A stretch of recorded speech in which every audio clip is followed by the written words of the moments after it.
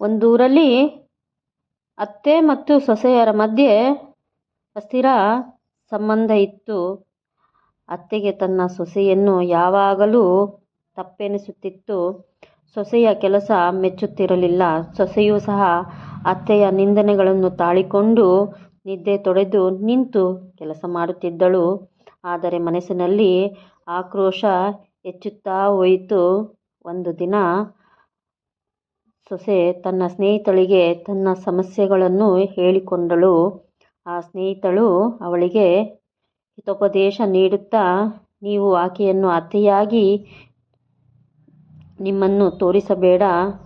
ನೀನು ನಿನ್ನ ಕರ್ತವ್ಯವನ್ನು ಶ್ರದ್ಧೆಯಿಂದ ಮಾಡು.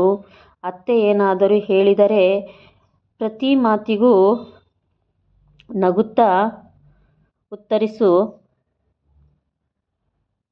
ಪ್ರೀತಿಯಿಂದ ಸ್ಪಂದಿಸು ಎಂದಳು. ಸೊಸೆ ಆ ಮಾರ್ಗವನ್ನು ಅನುಸರಿಸಿ ತೀರ್ಮಾನಿಸಿದಳು.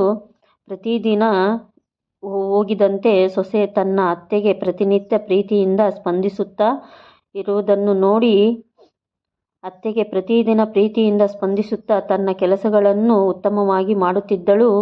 ಆಕೆಯು ಬದಲಾದ ವರ್ತನೆ ಅತ್ತೆಗೆ ಆಶ್ಚರ್ಯಪಟ್ಟು ನಿಧಾನವಾಗಿ ಆಕೆಯು ಮನಸ್ಸು ಮೃದುವಾಯಿತು.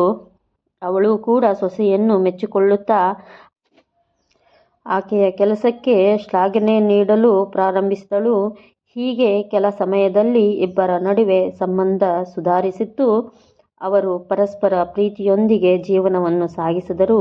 ಈ ಕಥೆಯು ನಮಗೆ ಪ್ರೀತಿಯು ಮತ್ತು ಸಹನೆಯು ಯಾವುದೇ ಸಂಬಂಧವನ್ನು ಬದಲಾಯಿಸಬಹುದು ಎಂಬ ಪಾಠವನ್ನು ಕಲಿಸುತ್ತದೆ.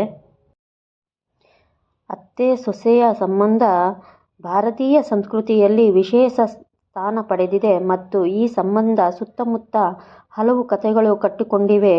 ಸಾಂಪ್ರದಾಯಿಕವಾಗಿ ಅತ್ತೆಯು ಮನೆಗೆ ಬರುವ ಸೊಸೆಯ ಮೇಲೆ ಒತ್ತಡ ಮತ್ತು ನಿರೀಕ್ಷೆಗಳ ನೀಡುವ ವ್ಯಕ್ತಿಯಂತೆ ಕಾಣಿಸಿಕೊಳ್ಳುತ್ತಾಳೆ. ಸಾಮಾನ್ಯವಾಗಿ ಆದರೆ ಈ ಸಂಬಂಧವು ಸಂಪೂರ್ಣವಾಗಿ ಅವಿತುಕೊಂಡಿರುವ ಶ್ರದ್ಧೆ, ಪ್ರೀತಿ ಮತ್ತು ಪರಸ್ಪರ ಗೌರವವನ್ನು ಹೊಂದಿದಾಗ ಇದು ಹಾಸ್ಯ, ಸಂವೇದನೆ ಮತ್ತು ನಾವೇನು ನೋಡದ ಆಪ್ತತೆಯ ಕಥೆಗಳು ಹಂಚಿಕೊಳ್ಳುತ್ತವೆ.